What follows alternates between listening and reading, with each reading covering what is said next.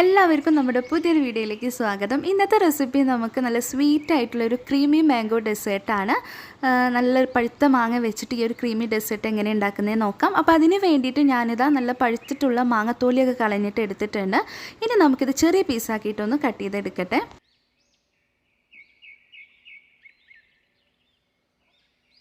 അപ്പോൾ അതാ ഒരു മാങ്ങ മുഴുവനെ നമ്മൾ കട്ട് ചെയ്തെടുത്തിട്ടുണ്ട്. ഇതിൽ നിന്ന് ഈ ഒരു പീസ് ഞാൻ മാറ്റി വെക്കുന്നുണ്ട്. ഈ ഒരു ഡെസേർട്ടിൻ്റെ ടോപ്പിൽ ഒരു ഭംഗിക്ക് വേണ്ടി കട്ട് ചെയ്ത് വെക്കാനായിട്ടോ.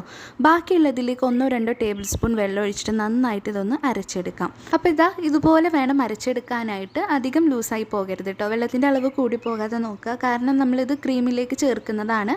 അപ്പോൾ ആ ഒരു ക്രീം ലൂസായി പോകും. അപ്പോൾ ഇത്രയും ഈ ഒരു കൺസിസ്റ്റൻസിയിൽ വേണം അരച്ചെടുക്കാനായിട്ട്. ഇതിൽ നിന്നും 1 ടേബിൾ സ്പൂൺ ഞാൻ മറ്റൊരു പ്ലേറ്റിലേക്ക് മാറ്റുന്നുണ്ട്.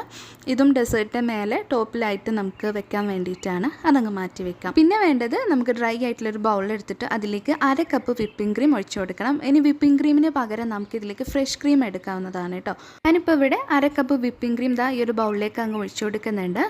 ഇത് നമുക്ക് നന്നായിട്ടൊന്ന് ബീറ്റ് ചെയ്തെടുക്കുകയാണ് വേണ്ടത്. ഒരു 2-3 മിനിറ്റ് വരെ നന്നായിട്ട് ഇതൊന്ന് ബീറ്റ് ചെയ്തെടുക്കാം.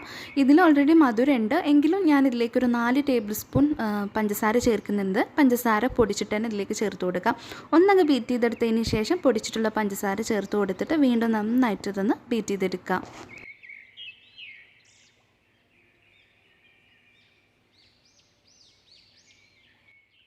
അപ്പോൾ അത് ക്രീമൊക്കെ നല്ല അടിപൊളിയായിട്ട് നല്ല രീതിയിൽ നമുക്ക് ബീറ്റാക്കി എടുത്തിട്ടുണ്ട്.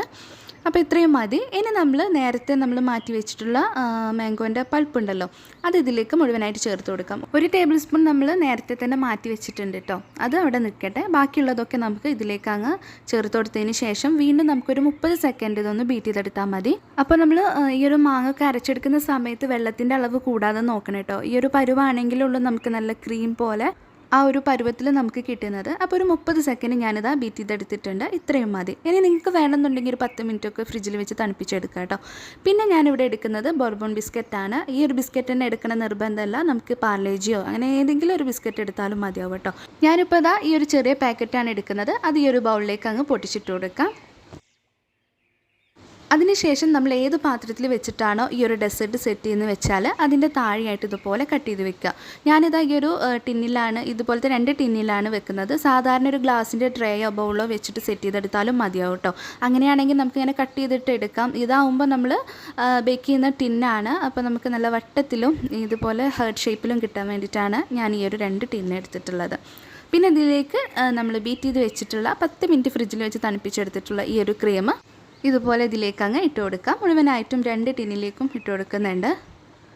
അതിനുശേഷം ഇതുപോലെ പതുക്കെ ഒന്ന് പ്രസ് ചെയ്ത് കൊടുത്തിട്ട് ഒന്ന് ലെവലാക്കി എടുക്കാം. ഇതിൻ്റെ മുകൾ ഭാഗമൊക്കെ നല്ല രീതിയിലൊന്ന് ലെവലാക്കി എടുക്കണം. അപ്പോൾ അതിന് വേണ്ടിയിട്ട് ഒരു സ്പൂൺ വെച്ചിട്ട് ഇതുപോലെ പതുക്കെ ഒന്ന് ചെയ്തെടുത്താൽ മതിയാവും കേട്ടോ. ഇനി ഇതിൻ്റെ മുകളിലായിട്ട് നമ്മൾ നേരത്തെ 1 ടേബിൾ സ്പൂൺ മാംഗോ പൾപ്പ് മാറ്റി വെച്ചിരുന്നല്ലോ. അപ്പോൾ അത് ഇതിലേക്ക് ഇതിൻ്റെ ടോപ്പിലായിട്ട് ചെറുതായിട്ട് കുറച്ചൊന്ന് ഇട്ട് കൊടുക്കുന്നുണ്ട്. 2ലും കുറച്ചിട്ട് കൊടുക്കാം. എന്നിട്ട് പതുക്കെ ഇതൊന്ന് പരത്തിയിട്ട് കൊടുക്കാം. മുഴുവനായിട്ട് ഇങ്ങനെ ഒരു ലെയറായിട്ട് വെക്കേണ്ട ആവശ്യമൊന്നുമില്ല. ജസ്റ്റ് നമ്മളൊരു മാംഗോ ഡെസേർട്ടാണെന്ന് അറിയിക്കാൻ വേണ്ടിയിട്ട് മാത്രം ഇതൊന്ന് അങ്ങനെ പരത്തിയെടുക്കുക, അത്രയേ വേണ്ടുള്ളൂ. അതിനുശേഷം നമ്മൾ നേരത്തെ മാങ്ങ ചെത്തിയെടുത്തപ്പോൾ ഒരു പീസ് മാറ്റി വെച്ചിട്ടുണ്ടായിരുന്നു. അത് ഇതുപോലെ ചെറിയ പീസാക്കിയിട്ട് കട്ട് ചെയ്തെടുത്തിട്ട് ഇതിൻ്റെ ഈ ഒരു ടോപ്പിലായിട്ട് വെച്ച് കൊടുക്കുന്നുണ്ട്. അപ്പോൾ ഇത്രയേ ഉള്ളൂ. ഇത് നമുക്ക് ഫ്രീസറിൽ വെച്ചിട്ട് ഒരു 3-4 മണിക്കൂർ നന്നായിട്ട് തണുപ്പിച്ചെടുക്കണം. അപ്പോൾ ചെറിയ ടിന്നായതുകൊണ്ടാണ് 3-4 മണിക്കൂർ തണുപ്പിച്ചെടുക്കാൻ പറഞ്ഞത്. ഇനി വലിയ ടിന്നാണ് നിങ്ങൾ അത്യാവശ്യം ക്രീമൊക്കെ എടുത്തിട്ടാണ് ചെയ്യുന്നുണ്ടെങ്കിൽ ഒരു 6 മണിക്കൂറെങ്കിലും ഇത് ഫ്രീസറിൽ വെച്ചിട്ട് സെറ്റ് ചെയ്തെടുക്കുക കേട്ടോ. അപ്പോൾ 3 മണിക്കൂറിന് ശേഷം നമ്മുടെ ഈ ഒരു ഡെസേർട്ട് ഇവിടെ റെഡി ആയിട്ടുണ്ട്. അപ്പോൾ നിങ്ങൾക്ക് കാണുമ്പോൾ തന്നെ മനസ്സിലാക്കുക കേട്ടോ, ഈ ഒരു ഡെസേർട്ട് നല്ല സൂപ്പർ ടേസ്റ്റാണ്. കാണുന്ന ഭംഗി പോലെ തന്നെ കഴിക്കാനും നല്ല ടേസ്റ്റാണ് കേട്ടോ. അപ്പോൾ ഈ 2 ടിന്നിൽ നിന്നും ഈ ഒരു ഡെസേർട്ട് നമുക്ക് പുറത്തേക്ക് അങ്ങ് എടുക്കാം.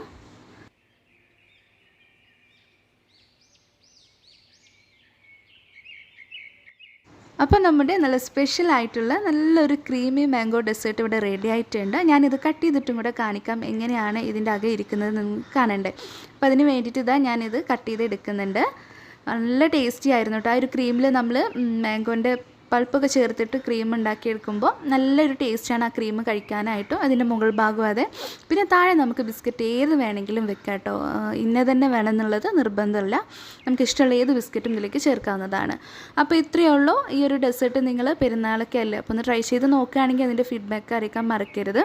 ഇൻഷാ അല്ലാഹ് ഇതുപോലത്തെ നല്ല നല്ല റെസിപ്പികളൊക്കെ ആയിട്ട് അടുത്തൊരു ദിവസം നമുക്ക് കാണാം കേട്ടോ. അപ്പോൾ വീഡിയോ ഇഷ്ടപ്പെട്ടിട്ടുണ്ടെങ്കിൽ ലൈക്ക് ചെയ്യാൻ മറക്കരുത്. അതുപോലെ തന്നെ നമ്മുടെ വീഡിയോ ആദ്യമായിട്ട് കാണുന്നവരാരെങ്കിലും ഉണ്ടെങ്കിൽ ഒന്ന് സബ്സ്ക്രൈബ് ചെയ്യാനും മറക്കരുത്. അതോടൊപ്പം തന്നെ വീഡിയോ ആയിട്ടുള്ള നിങ്ങളുടെ അഭിപ്രായങ്ങളൊക്കെ കമൻറ്റ് ബോക്സിൽ എഴുതി അറിയിക്കാനും മറക്കരുത് കേട്ടോ. താങ്ക്